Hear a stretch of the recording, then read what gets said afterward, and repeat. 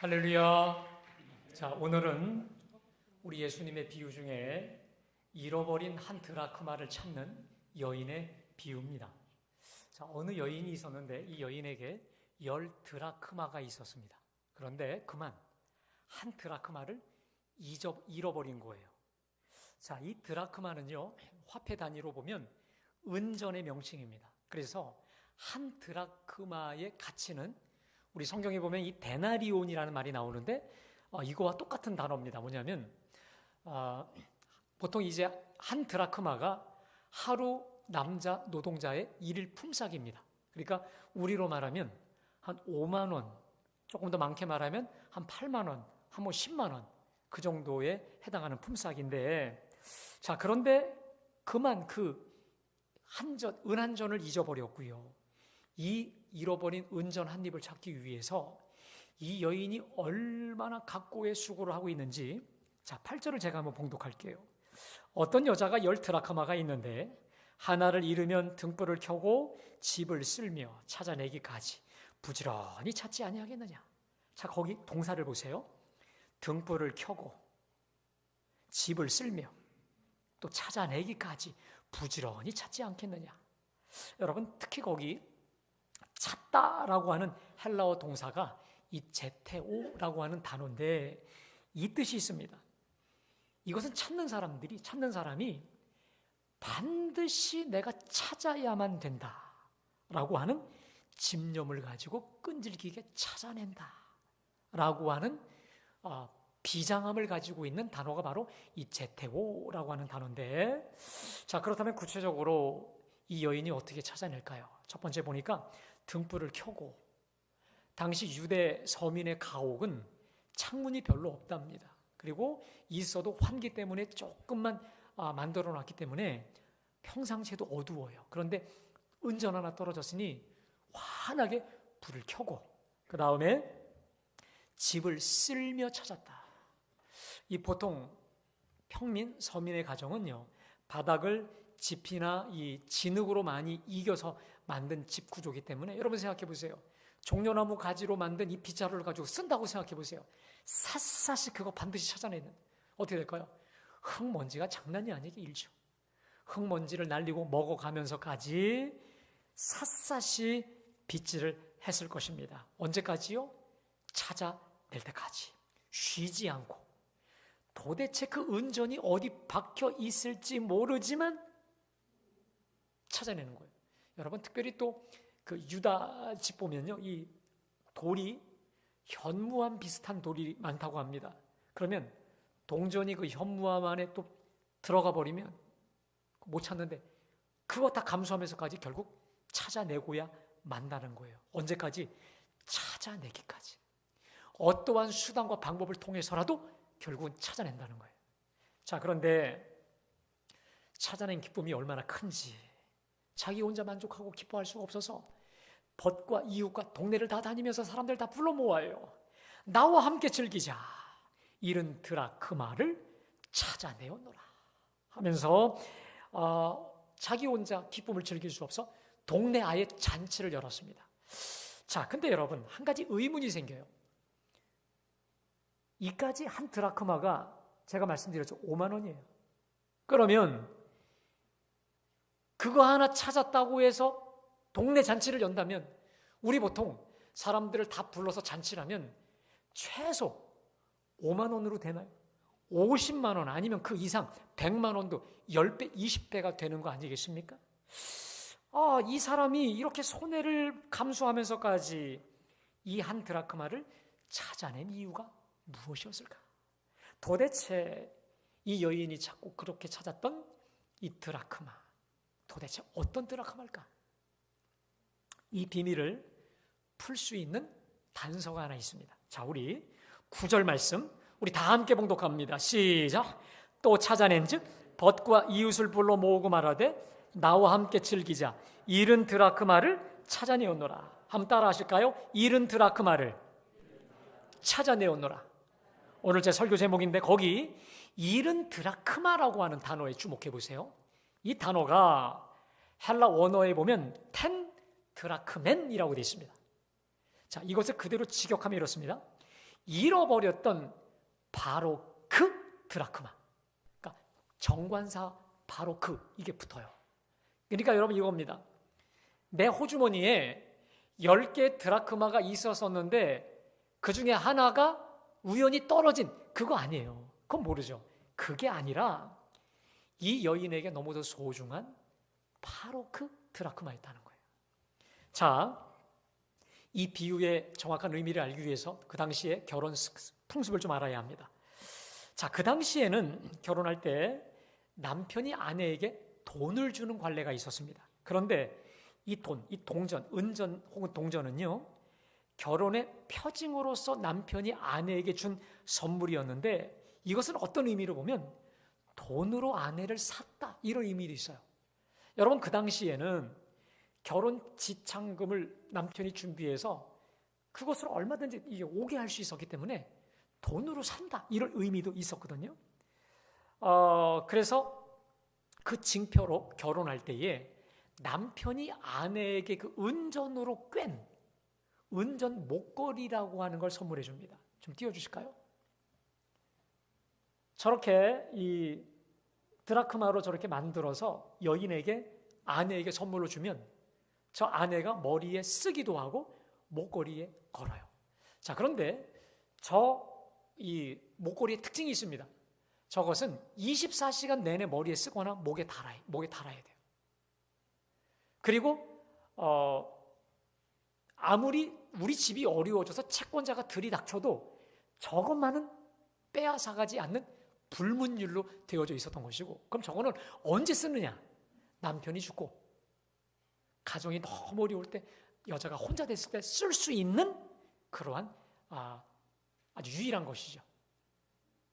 그래서 이 때로는요, 아내들이 저거 하나를 잃어버릴 때가 있어서 남편에게 의심을 사요. 저거 가지고 다른 남자하고 놀아났는지 의심을 사서 때로는 이혼을 당하기도 했다는 것이죠. 여러분, 그러니까요, 그렇기 때문에 오늘 이 본문의 이 여인은 그래서 그것을 잃어버렸을 때 결국 찾으려고 그렇게 애를 썼던 것이고, 이것을 찾자마자 너무도 기뻐서 동네방네 다니면서 찾았다고 동네 잔치를 열 수밖에 없었다라고 하는 것이죠. 근데 재미난 게 하나 있습니다. 우리 생각에는 아니 그까짓 거 하나 잊어버린 거 가지고 저렇게 정신없이 들쑤시며 찾나라고 볼 수 있겠죠. 우리 생각에는 9개가 남아있다고 생각할 수 있지만 이런 겁니다. 이 목걸이나 이 머리에 쓰는 것은 24시간 쓴다고 했잖아요. 목에 건다고 했잖아요. 그러면 늘 남편이 그걸 보기 때문에 하나라도 없어지면 티가 날까요, 안 날까요? 바로 티가 나죠. 그렇기 때문에 10개가 아니면 저것은 그냥 아무것도 아닌 거예요. 그래서 반드시 다른 어떤 것으로도 대체할 수 없고 반드시 찾아내야만 되는 거예요. 왜? 남편이 준 은화를 정확히 알기 때문에 속일 수도 없다는 것이죠. 제가요, 말씀을 준비하다가 지난주에 말씀드렸던 우리 하나님 나라의 계산법 다시 떠올랐습니다. 자, 우리 하나님 앞에서 잃어버린 한 마리의 가치는 100마리 중에, 다시 말해 99분의 1, 다시 말해 99마리 속에 하나 들어가 있는 그 떨이, 이게 아니라 한 마리가 상실이 되면 99마리를 그냥 둘에 방치하고 그 하나 찾으려고 나서는, 다시 말해 99마리의 가치, 99마리 그 이상의 가치와 존재와 무게를 가지고 있다고 말씀드렸죠. 자, 그리고 이것이 세상과 다른 우리 하나님 나라의 계산법이라 말씀드렸습니다. 근데요, 오늘도 똑같아요. 자, 우리 하나님 앞에서 잃어버린 한 입의 가치는요, 10개 중에 하나 혹은 10분의 1, 9분의 1이 아니었다는 거예요. 다시 말해 그거 하나를 찾기 위해 9개를 그냥 어디다 던져두고 다 9개를 희생해 가면서 그거 하나를 찾아야 되고, 그 은전 찾고 찾아서 결국 찾으면 이렇게 기뻐할 만한, 다시 말해 은전 9개와 동일한 은전 9개 이상의 가치와 존재감이다 라고 깨닫게 되었습니다. 제가 지난주와 금주에 이어서 계속 깨닫게 된 우리 주님의 마음이 있어요. 여러분, 우리 하나님은 오늘 예배하는 저와 여러분 한 영혼 한 영혼을 천하보다 귀하게 여기시는 줄로 믿습니다. 다시 말해 주님은 우리 한 영혼 한 영혼을 가장 개인적으로 그리고 가장 인격적으로 존귀하게 대해 주신다는 거예요. 다시 말해 100마리 중에 한 마리를 잃어버렸을 때 그래도 99마리가 있으니까 이것도 아니라 10개 중에 하나 잃어버렸을 때 그래도 9개가 있는 게 아니라 마치 여러분 한 마리를 잃으면 다 잃어버린 것 같고 하나를 상실하면 10개를 다 상실한 그 우리 주님의 비통함을 가지고 잃어버린 그 한 마리 양을 찾고 잃어버린 그 한 은전 한 입을 찾아 나서는 그분이 바로 우리 하나님이라는 거예요. 그러니까 우리로 적용할까요? 우리가 시험과 환난을 당할 때 때로는 원치 않는 시험에 들거나 죄악길에 들어설 때에 우리 하나님은요 우리 갈보리 교회 수많은 교인들이 있음에도 불구하고 마치 우리 교회에는 여러분과 나 한 사람만 있는 것처럼 절박한 심정으로 나를 포기하지 않고 찾고 또 찾아내는 그리고 결국 기쁨으로 메고 오는 그 하나님이 우리가 믿는 하나님이신 줄로 믿습니다. 좋으신 하나님이에요. 참 좋으신 우리 하나님이신 줄로 믿습니다. 자, 그렇다면 여러분 조금만 더 구체적으로 오늘 본문의 이 여인은 신랑이 준 이 은전 한 입에 왜 그렇게 집착할까? 왜 자신의 모든 것을 걸 정도로 이렇게 아끼는 것일까? 먼저 신랑 입장에서 보겠습니다. 은전 10개로 만든 이 폐물, 제가 말씀드렸죠? 그 은전들은 단순한 동전이 아니라 당신은 이제부터 값으로 내가 지불하고 산 내 거야라고 하는 이 신랑의 소유의 의미가 있는 거예요. 반대로 신부 입장에서 보자면 이 은전 한 입 그리고 이 엮어진 목걸이는 어떤 의미가 있습니까? 이런 거죠. 나는 이제부터 당신의 소유요. 그리고 당신의 사랑, 당신만을 사랑해야 될 신부요. 당신의 사람. 나는 당신의 전부라고 하는 거 아니겠습니까? 그러니까 은전 한 입은 나의 전부요, 나의 신랑이요, 나의 모든 것 되는, 다시 말해 신랑의 분신이죠. 은전을 잃었다는 것은 신랑을 잃어버린 거고 나의 전부를 잃어버린 거기 때문에 마치 잃어버린 신랑을 찾아내듯이 찾아낸 것이고, 찾아냈을 때 너무도 기뻐서 춤을 추며 마치 죽은 잃어버린 신랑을 찾았듯이 동네 사람들 다 오라고 잔치를 열었던 거 아니겠습니까? 여러분, 사람도요 그 잃어버린 은전 하나 찾고 또 찾을 때까지 찾아내었다라고 한다면 우리 하나님은 하물며 우리 하나님이시겠습니까? 오늘 예배하시는 저와 여러분들은 우리 예수님께서 2000년 전에 십자가에서 주님의 피값으로 사심받은 주님의 소유요, 주님의 신부들인 줄로 믿습니다. 예수님의 그 피값, 몸값을 주고 그 몸값과 바꾼 그 피값으로 우리를 사셨고 우리를 주님의 백성 삼아 주셨다는 거예요. 그렇다면 여러분, 주께서 그러한 우리를 어찌 놓겠어요? 그러한 우리를 어찌 포기하시겠느냐 이 말이에요. 우리가 때로는 시험에 들 때도 있어요. 주님이 싫다고, 교회가 싫다고 주님을 떠나버린다 할지라도, 잃어버린 자 된다 할지라도 주님은 결코 절대로 오늘 예배하는 저와 여러분을 포기하시지 않는 줄로 믿습니다. 잃어버린 자 끝까지 찾아가서 반드시 찾아 회복시키신다는 거예요. 왜요? 너는 내 거니까. 아멘. 내 피값을 주고 나와 바꾼 내 소유, 내 피덩어리이기 때문에 너는 내가 포기할 수 없다라는 거예요. 여러분, 이 사실을 우리 주님이 호세아 11장 8절에서 이렇게 극명하게 말씀하십니다. 우리 함께 다 같이 봉독합니다. 시작. 이스라엘이여, 내가 어찌 너를 버리겠느냐? 내가 어찌 너를 아르마같이 두겠느냐? 어찌 너를 시보인같이 두겠느냐? 내 마음이 내 속에서 돌이키어 나의 긍휼이 온전히 부릴 듯하도다. 여러분, 저와 여러분을 향한 우리 주님의 심정은 불덩어리임을 믿으시기를 축원합니다. 사랑의 불, 자비의 불, 연민의 불로 충만해 있기 때문에 우리가 주님을 혹 떠났거나 시험 들어 잃어버린 자가 되었을 때 무슨 수를 써서라도 반드시 찾고 또 찾아오시는 사랑의 주님이라는 거예요. 여러분, 지금 나라가 망했어요. 모든 게 불타버렸어요.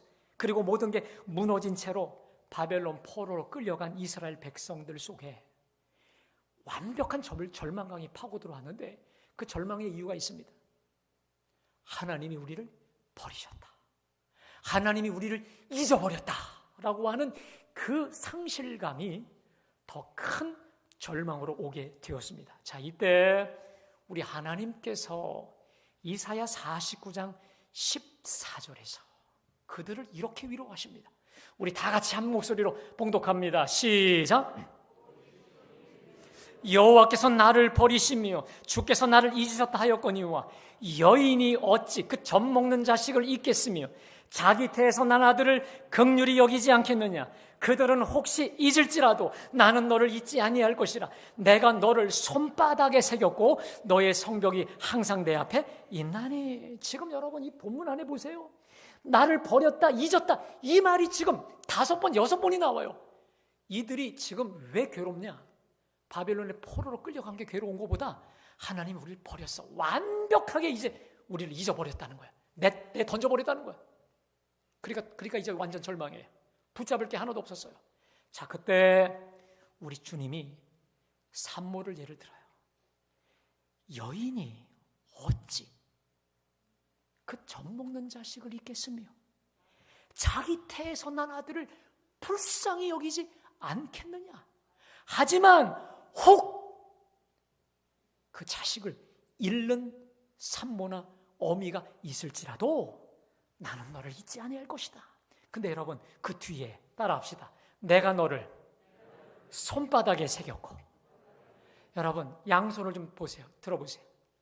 자, 양손바닥에 무언가를 여러분 우리가 적어놓으면 수시로 보죠. 우리 학교 다닐 때 여러분 손에다가 많이 적었잖아요. 많이 적었어요. 그렇죠? 좋을 때도 있지만 좀 그럴 때도 있었어요. 근데 어떤 곳을 적어놔도 지워져요. 근데 여러분 새기면 어떻게 됩니까? 저는 여지까지 손바닥에 문신 새기는 사람 못 봤는데 손바닥에 문신을 새기면 이건 지워지잖아요. 손바닥은 우리가 가장 많이 보는 곳 아닙니까? 자주, 그리고 너무도 자주 볼 수 있는 곳이 손바닥인데 우리 하나님 앞에서 여러분은 손바닥에 새겨진 자들인 줄로 믿습니다. 주님이 잊을 수가 없다는 거예요. 우리를 향해 불을 듯 본다는 거예요. 더군다나 너의 성벽이 항상 내 앞에 있다. 이게 무슨 말이냐면 지금 이스라엘은 2억 9억 만리 바벨론의 포로로 끌려갔어요. 너의 성벽이란 예루살렘 성이에요. 저 예루살렘에 있는 성인데 이스라엘이 가장 아끼고 자랑스럽게 여겼던 보물체 1호였습니다. 그게 다 무너지고 그게 다 끝났다고 생각하는 거예요. 그들이 가장 소중히 여겼던 거예요. 근데 주님은 너의 가장 소중하게 가치롭게 여겼던 거 내가 지킨다는 거야. 지킨다. 내가 소중하게 여긴다 이 말이에요. 여러분 이 모든 게 어찌 가능할까? 넌 내 거니까. 아멘. 넌 내 거니까. 내가 너를 창조하였고 내 피값을 주고 나와 바꿨기 때문에 너를 내가 내 손바닥에 새기고 잊지 않고 책임져 주리라. 할렐루야. 여러분 제가요 언제 좀 이분을 소개할까 하다가 오늘 말씀을 준비하다가 소개를 해야 되겠다. 특별히 제가 알기로 오늘 3부에는 우리 청년들도 당회에 같이 참여하느라 3부 예배를 참여한다고 해서 제가 참 좀 이렇게 고맙고 이쁜 마음이 있었어요. 누구냐면 여러분 조명한 전도사가 아니고 조명한 박사라는 분인데 좀 띄워주실래요? 우리 교회 전사님하고 이름이 똑같아요. 저분이 지금 현재 건국대 생명공학과 교수고요. 아시아 에이즈 협회 아주 가장 위대한 분이고요. 그 다음에 더 위대한 것은 세계적 구호 단체로서 거의 독보적이지 않습니까? 월드비전이 한국 지부가 아니라 전 세계 대표가 되신 분이에요. 이분이 지금은 어느 정도냐면 대한민국을 이끄는 재계 인물 500인 안에 들어가고 아시아를 빛내는 인물로 저 생명공학에는 독보적인 아주 세계적인 인물인데, 자, 그렇다면 이 사람이 원래부터 금수저냐, 머리가 좋았느냐? 여러분 그렇지 않아요. 제가 좀 주보에 실었는데 이분의 특징이 있습니다. 열심히 공부해도 늘 바닥이고 꼴찌예요. 책상에 앉으면 8시간 앉아요. 근데 늘 성적이 안 올라. 그 다음에 식구들하고 드라마를 보잖아요. 여러분 주보 안 보셔도 돼. 제가 다 설명드릴게요. 드라마를 똑같이 보면 동생들은 다 웃는데 자기는 웃기지가 않아. 왜? 이해가 안 가니까. 그래서 누이 동생들이 별명을 붙여줬어요. 오빠는 형광등이야. 머리가 안 좋아요. 그 다음에 집이 너무도 가난해서 국제 아동 구호 단체를 통해서 분유도 구호받았고, 특별히 45년 동안 미국의 한 여인으로부터 45년 동안 $15씩을 지원을 받습니다. 원래 이분이 문과생이었어요. 그러다가 이과생으로 갑자기 바꿨어요. 누가 바꾸라고 해서. 그러니까 학교에 들어가서 공부를 못하는 거예요. 건대 들어가서 1, 2학년 때 다 성적이 D예요. 그리고 아무도 알아주지 않는 그 당시 학과를 선택해서 미국을 갔는데 거기서 성적이 B학점 이상이 안 돼서 학교에서 쫓아나요. 근데 미국은 이렇다네요. 그 성적이 안 돼서 쫓아내면 어디도 추천을 못 받으면 학교를 못 간다는 거예요. 그래서 어디도 입학 허가를 받지 못한 자격 미달 학생이었어요. 여러분, 많은 혼란이 오죠. 아니, 이랬던 사람이 어떻게 이렇게 됐을까? 물론 여러 가지가 있겠지만 이분에게 양어머니가 있었습니다. 친어머니 말고 에드나라고 하는 양엄마가 있었어요. 이 사람이 45년 동안 매달 $15를 보내주고 매달 편지를 함께 보내준 분이에요. 근데 이분이 편지 쓸 때마다 맨 마지막에 늘 항상 이걸 덧붙였어요. 좀 띄워주실까요? 자, 첫 번째, God love you. 하나님이 너를 사랑하신다. 두 번째, Trust His love. 하나님의 사랑을 믿고 신뢰하라. I pray for you. 난 널 위해 기도하고 있어.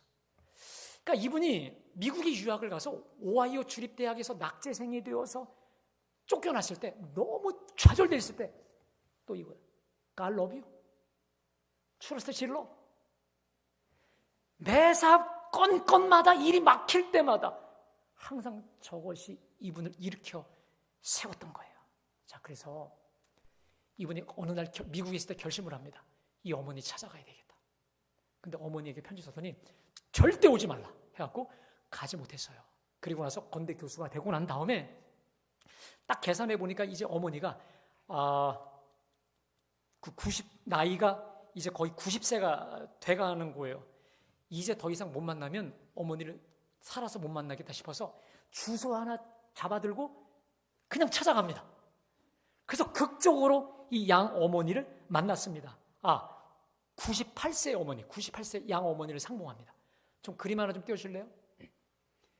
저분이에요. 저분이 98세 나이에 무작정 찾아가서 만난 거예요. 자, 그랬는데 저 조명환 교수가 궁금한 게 있었어요. 궁금한 게 너무 많았어요. 자, 여러분, 저 책을 좀 하나 띄워주실래요?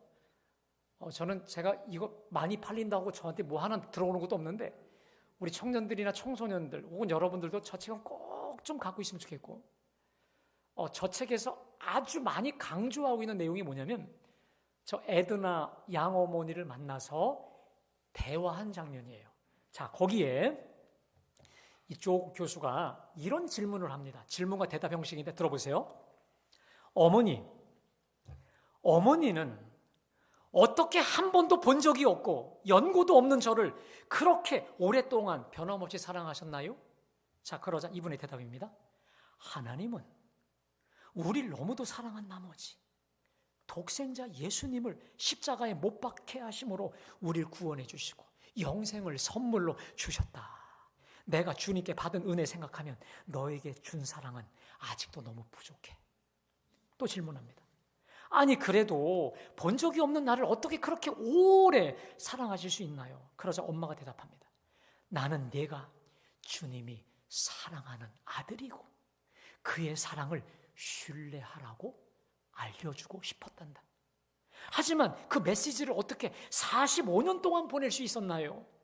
명환아, 주님은 우리에게 주님의 사랑을 보여주시기 위해 2000년 동안이나 기다리셨단다. 어머니가 경험한 하나님은 어떤 분이신가요? 하나님은 사랑이시다. 그분은 절대 자녀를 포기하시지 않는 분이다. 제가 오하이오 주립대학에서 재적되었을 때 주님이 나를 버리신 줄 알았어요. 나는 내가 그때도 여전히 주님의 사랑을 믿기를 기도했단다. 어머니, 저를 이렇게 오래 사랑해 주셔서 너무 감사해요. 그러자 이 어머니가 조 교수를 두 팔로 꼭 안아주시면서 이렇게 말했답니다. 주님은 너를 더 사랑하신단다.